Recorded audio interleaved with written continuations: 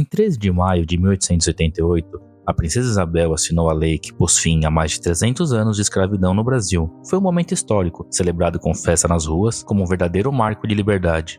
Mas por que ainda hoje a princesa Isabel é alvo de tantas críticas por parte de alguns setores da sociedade? Seria por ser uma mulher branca, católica e da nobreza? Será que o seu perfil simplesmente não se encaixa em certas narrativas ideológicas? Neste vídeo vamos explorar o que está por trás dessa polêmica e descobrir quem foi de fato a mulher que assinou a Lei Áurea e marcou para sempre a história do Brasil. A princesa Isabel nasceu em 1846, filha do imperador Dom Pedro II. Como herdeira do trono, recebeu uma educação de elite, com forte influência da religião católica e de ideais liberais.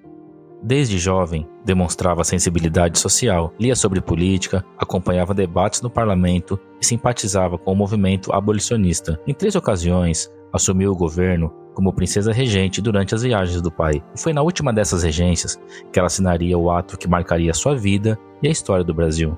O fim da escravidão no Brasil foi resultado de um processo longo e cheio de pressões internas e externas. A luta dos negros escravizados, as fugas, os quilombos, a imprensa abolicionista, parlamentares como Joaquim Nabuco e José do Patrocínio, tudo isso minava cada vez mais as bases do sistema escravocrata.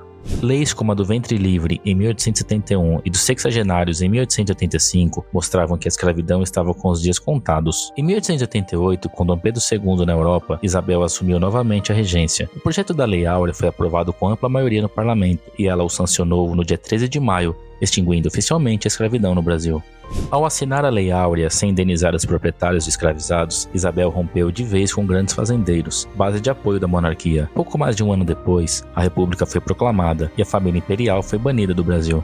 Isabel partiu para o exílio com a consciência tranquila. Dizia que se pudesse voltar atrás, assinaria a lei novamente. Não houve nenhum programa de reparação, apoio ou integração social.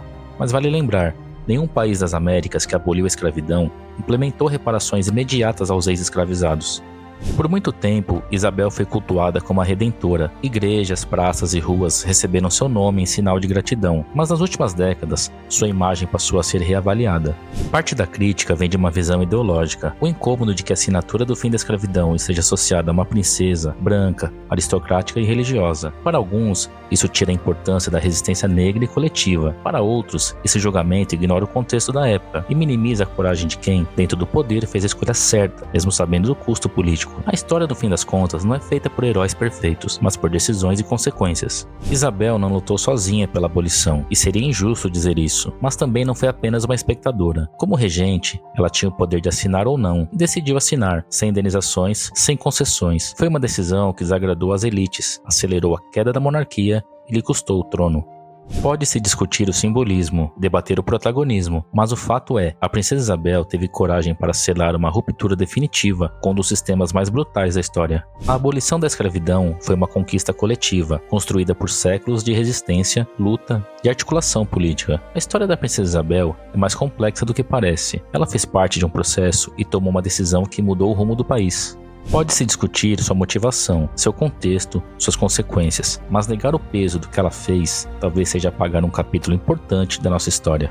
E você, acha que a princesa Isabel merece ser lembrada como a mulher que libertou os escravizados? Comenta aqui embaixo. E se você gosta de história contada de forma objetiva, se inscreve aqui no canal. Até o próximo vídeo.